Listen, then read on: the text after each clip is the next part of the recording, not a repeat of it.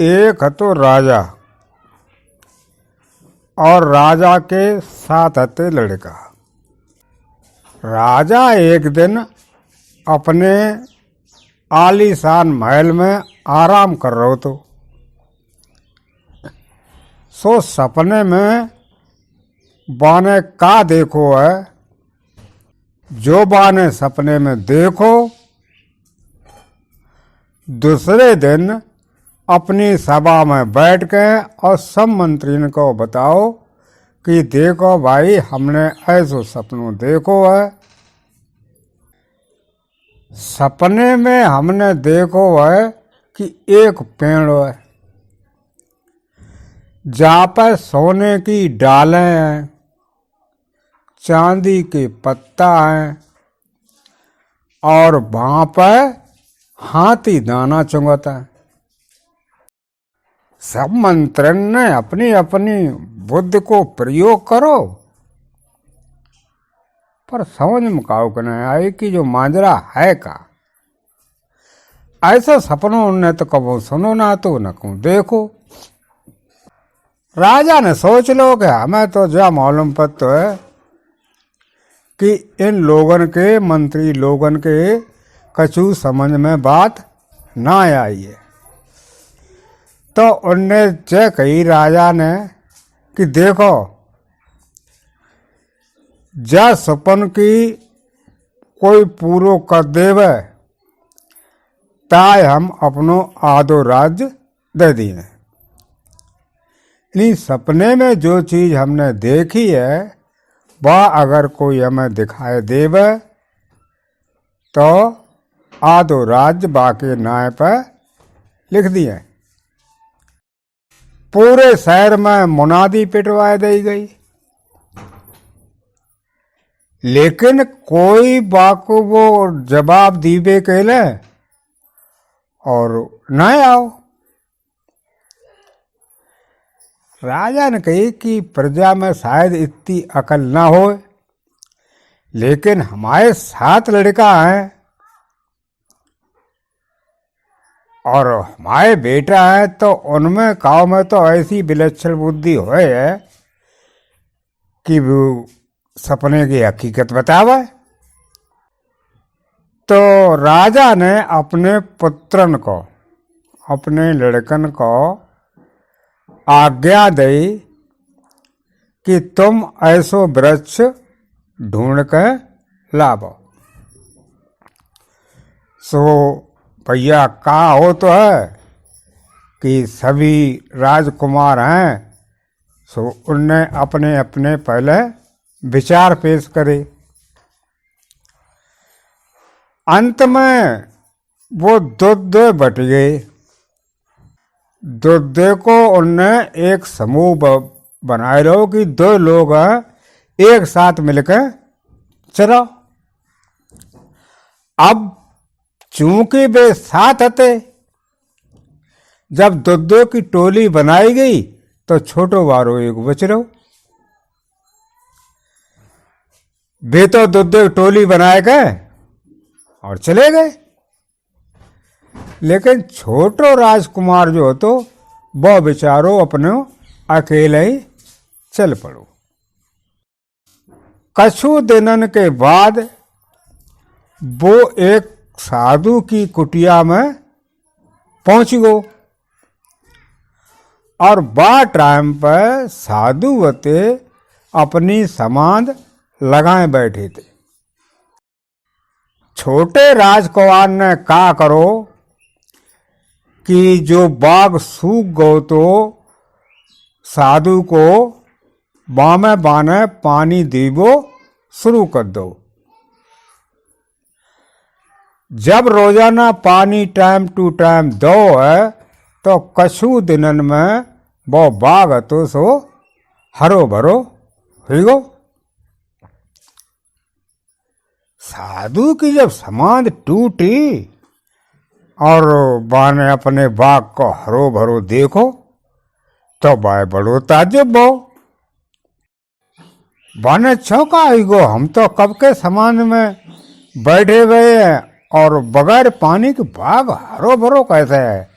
जरूर काऊ ने जामे पानी लगाओ है। सो बा ने ऊंची आवाज में पूछी, मेरे बाग को फिर से हरो भरो करने वालों कौन है? ये बात सुनकर राजकुमार तो डरी गो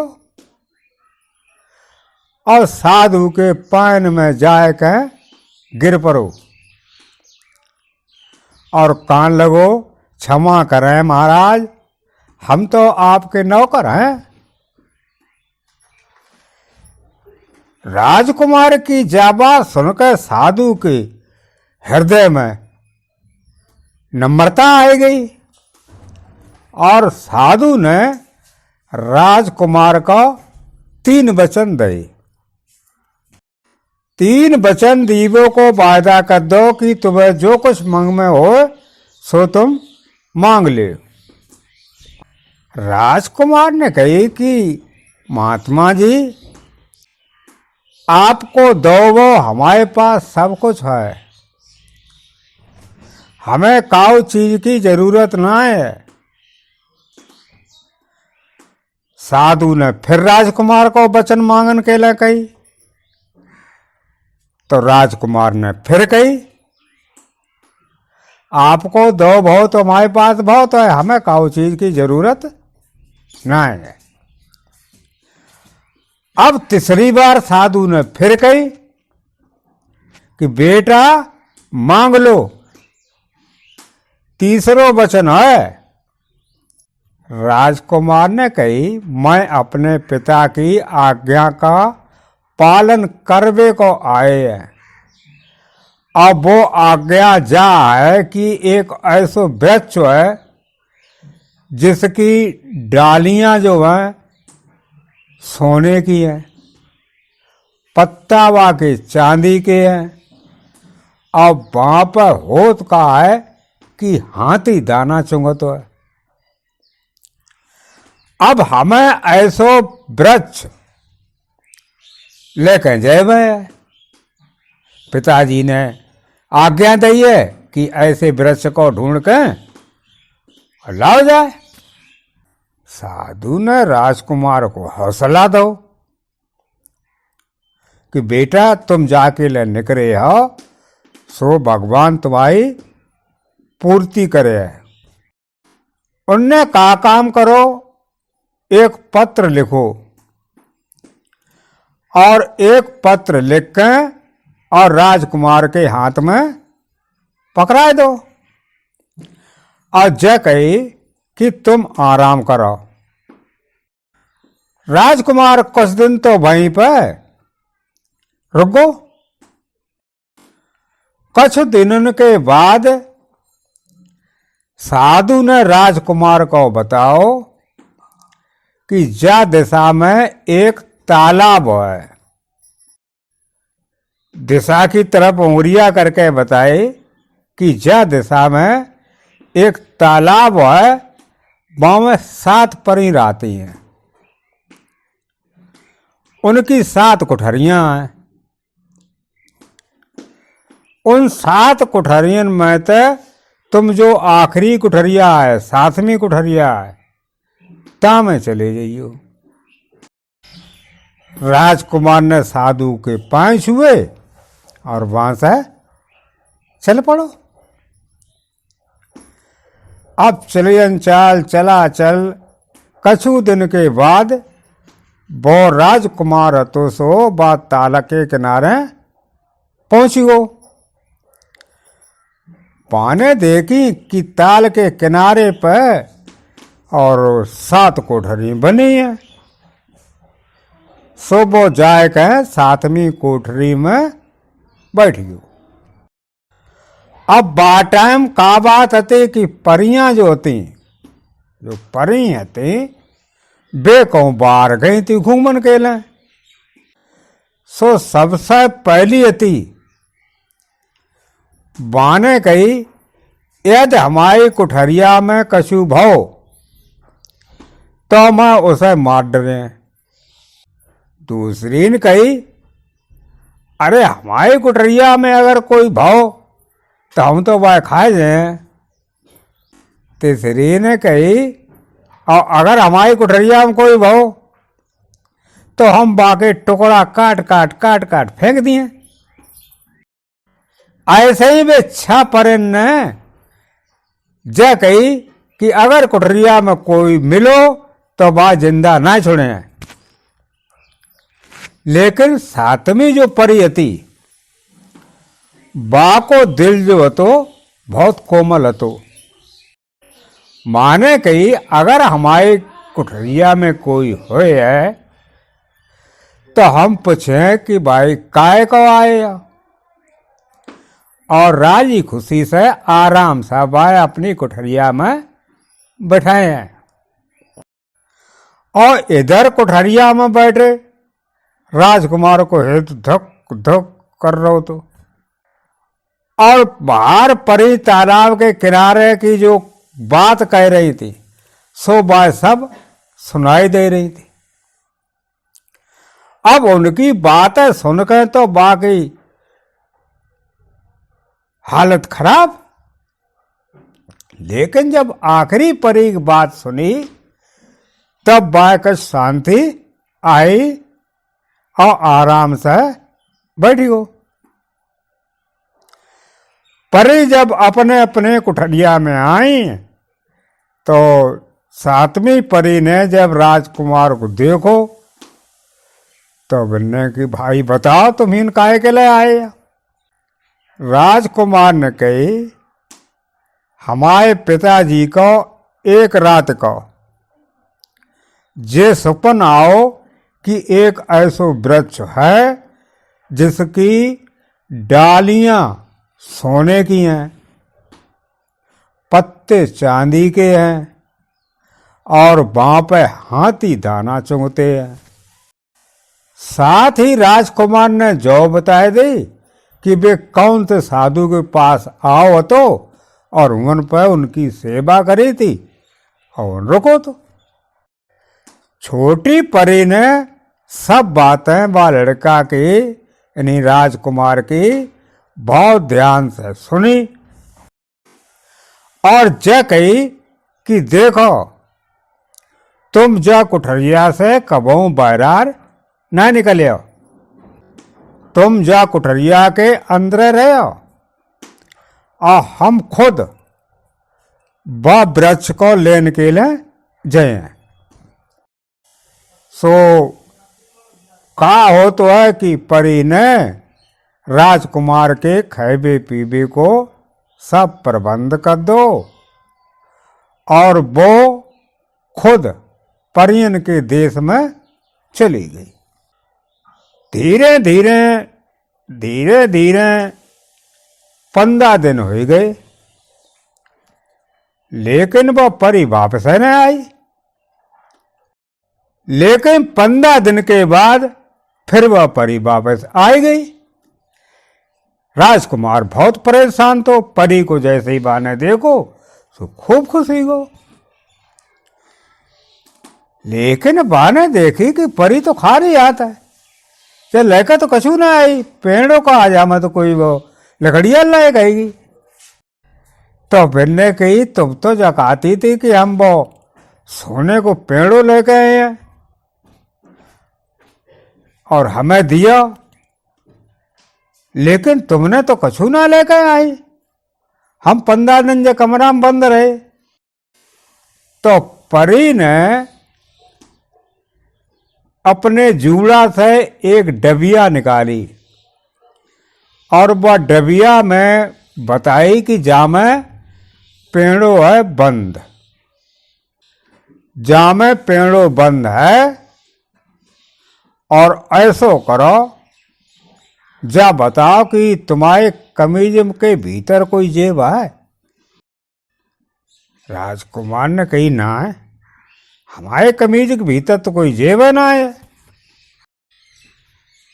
अब का काम करो परी ने कि बाके शर्ट के अंदर एक जेब लगाए दी और जेब लगाए के वह वृक्ष वाली जो डबिया आती सुबह जेब में डाल दी और कई किसी को बताइयो मती, अगर काऊ शत्रु ने आक्रमण कर दो तो राख वाली डिबिया उसे दे देना। राख वाली डिबिया सो कहाँ है? तब वह परी ने एक और डबिया निकाल के दी और बाके बहरार वाली जेब में रख दी कि जे डबिया राख की है। अब राजकुमार परी से वृक्ष लेके और चल पड़ो और बाडेरा पे आएगो जहां पे बाने बाग का हरो भरो करो। तो साधु ने पूछी, बेटा क्या सपनों को जो काम હતો वो पूरो होएगो? राजकुमार ने कही, महात्मा जी आपकी कृपा से सपन पूरा हो गया है। साधु ने राजकुमार को एक डंडा और एक रस्सी दी और जा कही, यदि तुम जा डंडा और रस्सी को काऊ को भी पकड़वे के लिए और मरवे के लिए आदेश दियो या फिर कहीं से पानी सुखावे के लिए कहेगो, जैसे नदी को पानी सूख गया, तो जे है तुम्हारी आज्ञा को पालन करे। सो राजकुमार ने साधु महाराज के पांव छुए, सत्य वचन कही और कह अपनी देश की ओर चल पड़ो। अब ये का हो तो है, बे छह भाई चौराहे पे इकट्ठे भये। अब सब एक दूसरे से पूछता है कि क्या भैया तुम्हें कहूँ मिलो पेड़ो बो जो पिताजी ने बनवे के लिए पटाओ। तो मैंने ना मिलो भैया, सबने मने कर दी। जब छइयों ने मने कर दी है तो बिन्ने जब मालूम पड़ता है कि वो छोटो बारो रहेगो तो वो लाओ ये पेड़ो। और भाव का तो कि वे छइयों अब इकट्ठे हो गए थे। फिर जो ऐसी गप सप की बातें अपने कतकरात बैठे थे, सो तौले छोटो राजकुमार तो सो बाई चौराहे पे जाके पहुंच गयो। जब छोटो राजकुमार बा के पास पहुंच गयो तो उनने बाकी तलाशी ली।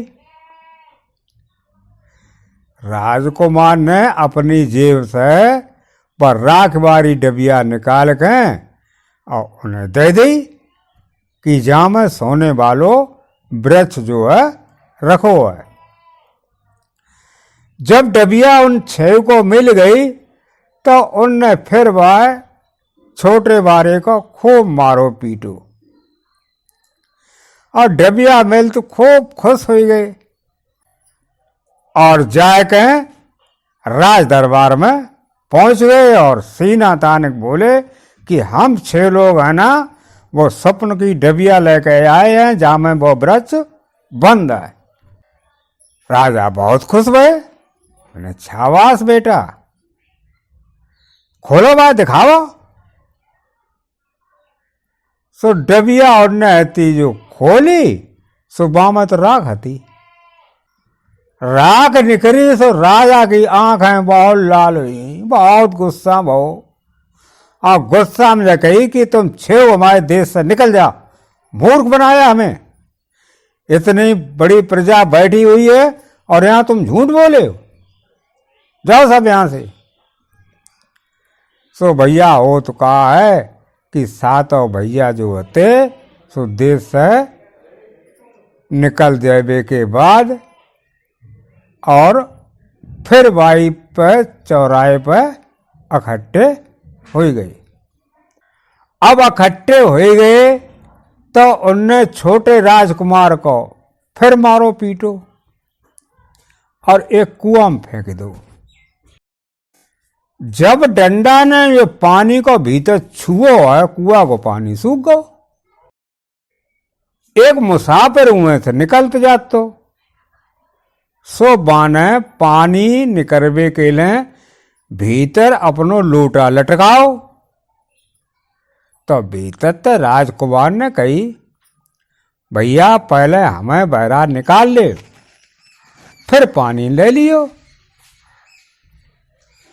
सुबह मुसाफिर ने बाय कुआं से बहरार निकालो और पानी पी लो। अब राजा के दरबार में पहुंचो। छोटो बारो राजकुमार तो सो राजा के दरबार में पहुंचो तो बा ने कही, पिताजी हम वृक्ष ले आए हैं। राजा ने कही कि मूर्ख, वो 6 वृक्ष नहीं ला पाए और तू ले आया है। देख खूब सोच ले, हमारी इज्जत खराब मत करिए।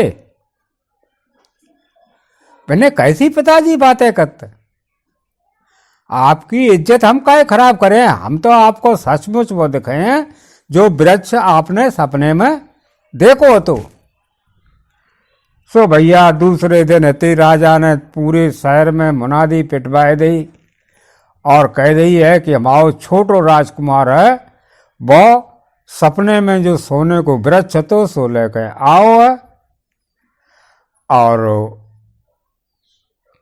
सवेरे बहुत बड़ो पांडाल लगाओ जे तामे सब लोग आए और तमाशा देखें। पंडाल लगाओ गो, तमाम पब्लिक इकट्ठी भई और इकट्ठी होवे के बाद फिर वह राजकुमार से कही कि बेटा अब तुम दिखाओ।